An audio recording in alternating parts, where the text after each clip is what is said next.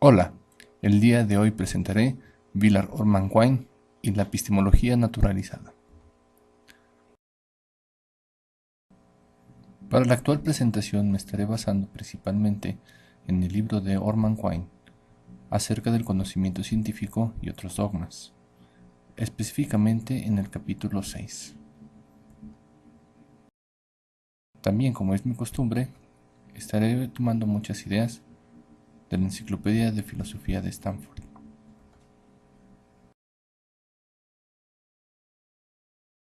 Para comenzar, tratemos de comprender el proyecto del cual participa Quine. Él pertenece a algo que ha llamado naturalismo. El concepto de naturalismo no es un concepto tan fácil de comprender, porque en filosofía tiene una gran polisemia. Para poder comprender a lo que nos referimos, por lo pronto, una idea fundamental es destacar que todo naturalismo implica un monismo, esto es, una oposición al dualismo, de diferentes maneras, pero finalmente el naturalismo implica o encubre necesariamente algún tipo de monismo.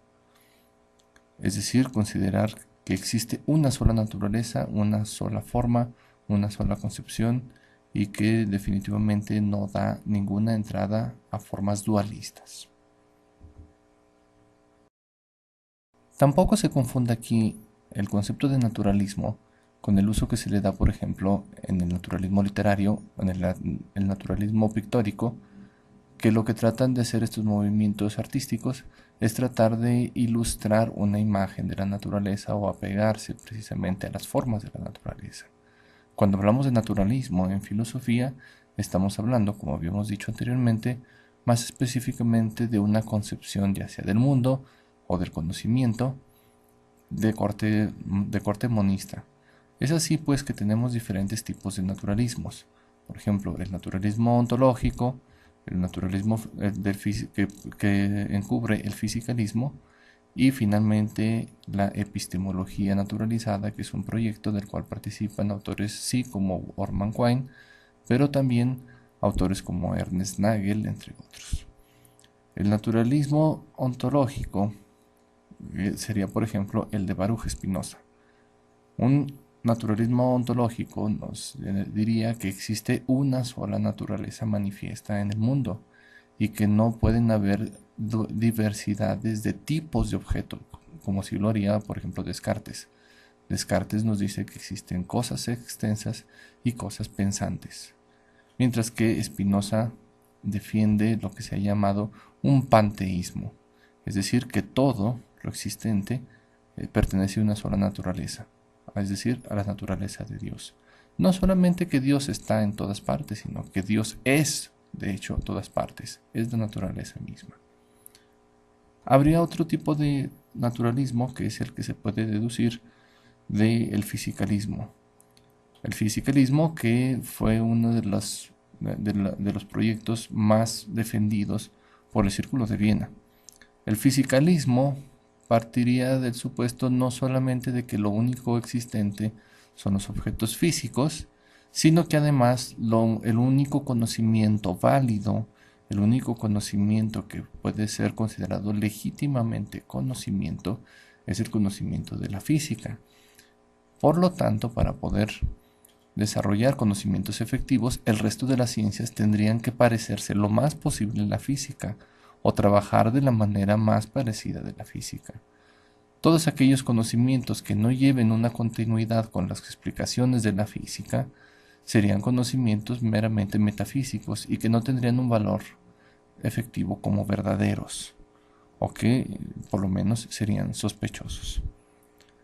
La epistemología naturalizada no necesariamente eh, abraza un naturalismo ontológico o no realiza compromisos directamente ontológicos como sí lo haría Baruch Spinoza, y aunque hace una suerte de guiño hacia el fisicalismo, no lo toma como fundamento principal de sus explicaciones.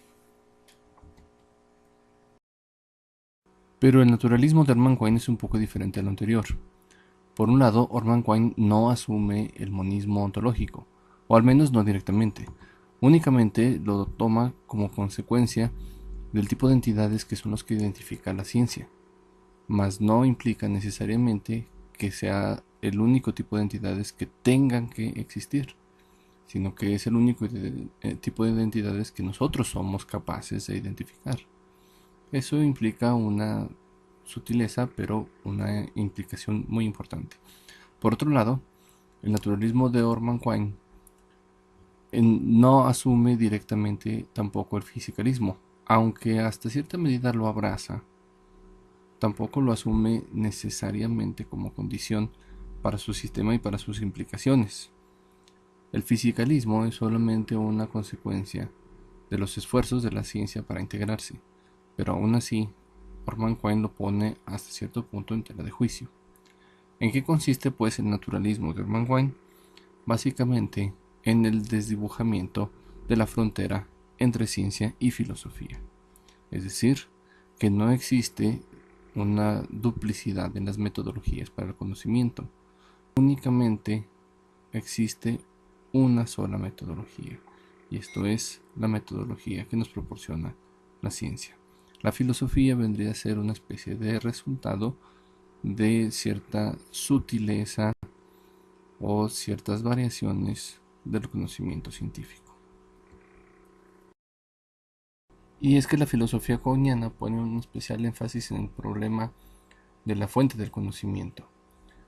Tiene una relativa cercanía al empirismo, aunque ciertamente, como podemos ver en otro de sus textos titulado Dos dogmas del empirismo, esto representa una suerte de alejamiento a la idea de que el conocimiento proviene únicamente de los datos de los sentidos. Quine propondría una alternativa un poco más sutil. La fuente del conocimiento no son específicamente los datos de los sentidos, como datos puros que se proporcionan de los objetos físicos o de los objetos externos a través de los sentidos. Quine propondría más bien que la fuente del conocimiento se encuentra en el sistema nervioso, en los datos proporcionados por el sistema nervioso por una fuente, una terminal nerviosa que se irrita o se estimula, y que a partir de ese estímulo nosotros vamos generando información que es transmitida precisamente por nuestro sistema nervioso. A partir de los puntos comunes que vamos teniendo en estas sensaciones o en esta información es que nosotros vamos generando conocimiento, y la manera en la que nosotros lo podemos transmitir o podemos objetivarlo o podemos considerar que se comparte un cierto conocimiento es cuando somos capaces de identificar sensaciones provenientes del sistema comunes, provenientes de los sistemas nerviosos. Pero no se puede prescindir de ninguna manera que el conocimiento se da en un cerebro y no en los datos de los sentidos, ni provenientes directamente de los objetos sensibles. Lo anterior tendría tres consecuencias importantes. Por un lado, esta forma de naturalismo implicaría lo que se llama un antifundacionismo. Como consecuencia de ello, también implicaría una suerte de proyecto de superación de la metafísica. Y finalmente, esto implicaría un monismo metodológico, como ya se ha explicado arriba, y que viene a ser precisamente el proyecto y propuesta principal de la epistemología quiniana. Veamos a continuación cada uno de estos puntos para explicarlos un poco a mayor detalle. Pero entonces, ¿qué significa este proyecto de la epistemología naturalizada? Bueno, implicarían diferentes perspectivas, pero por lo pronto, iniciemos diciendo que una epistemología naturalizada implica una oposición a lo que se llama fundacionismo. El fundacionismo es una característica de las teorías filosóficas, que es lo que comparten filosofías, por ejemplo, como la de Descartes, como la de Immanuel Kant, como la de John Locke y como la de David Hume. Incluso también se encuentra presente en el positivismo del mismísimo Augusto Comte. Pero entonces, ¿a qué es eso lo que podemos llamar fundacionismo?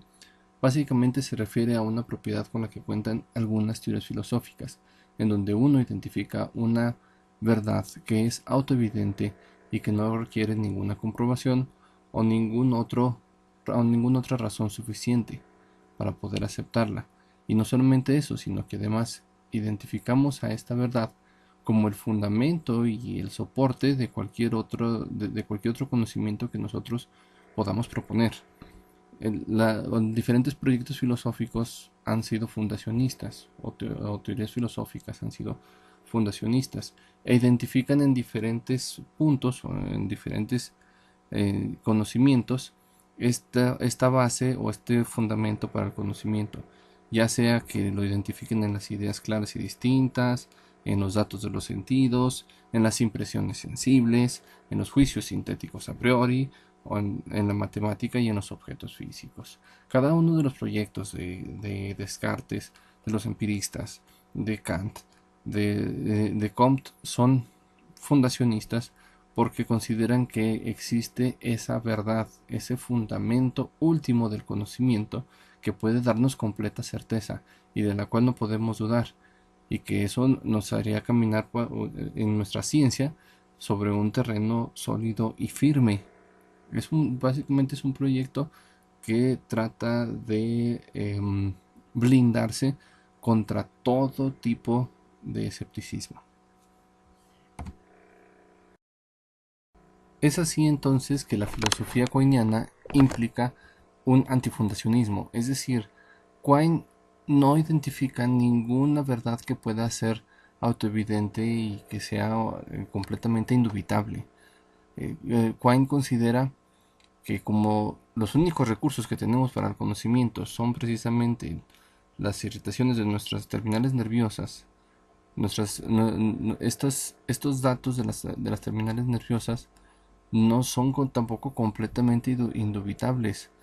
Podemos tener a veces datos equivocados en nuestro cerebro y la única manera en la que podemos de alguna manera comprobarlos es aproximándonos a otros cerebros, aproximándonos a otras personas que tampoco van a tener la verdad última. Nuestra ciencia es pues un proceso de continuo diálogo, de continua corrección, y que entonces no tendrá un solo terreno firme, sino que estará constantemente fundamentándose y renovando los datos y corrigiéndolos a partir de las discusiones que tendríamos unos con otros y de la igualdad que encontráramos en nuestras percepciones.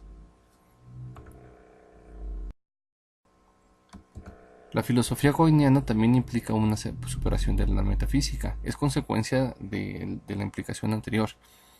La superación de la metafísica proviene porque como ya no tenemos ese terreno sólido, ya no tenemos, digamos, ese marco lingüístico independiente de todos los demás, como nos lo decía Carnap, por ejemplo, entonces tampoco hay lugar para la metafísica.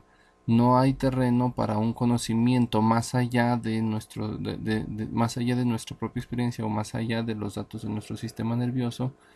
No tenemos lugar para un conocimiento, digamos, privilegiado, como pudiera ser el de la metafísica y que soportara al resto de los conocimientos, sino que ya son una serie de marcos lingüísticos discutiendo entre sí y tratando de construir a la ciencia misma.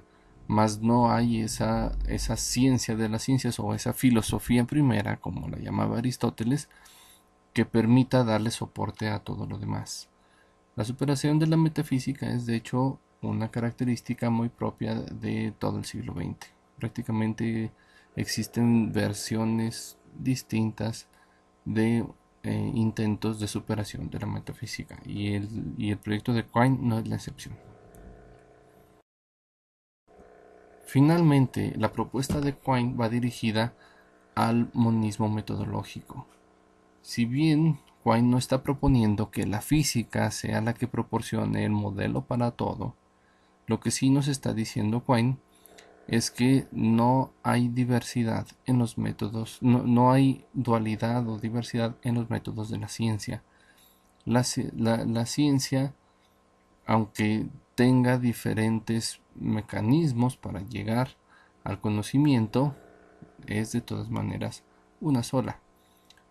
No existe tampoco privilegio por encima de ella por parte de la filosofía. La filosofía es también un conocimiento que proviene de la misma fuente. Finalmente no podemos prescindir de un cerebro o de un sistema nervioso o de los datos que provienen de ella. Aunque sean datos que ponemos a discusión o que nos sirven para configurar nuestro marco lingüístico, de todas maneras nos encontramos bajo los mismos medios. O como Juan lo dice, el naturalismo es vivir por los propios medios. Esta vez me volé la barda, lo sé, y pido disculpas, pero es un tema que es bastante apasionante para mí, porque además el naturalismo de Quine es una de las corrientes con las que más me identifico y donde principalmente yo me ubico. Así que agradezco su atención y hasta luego.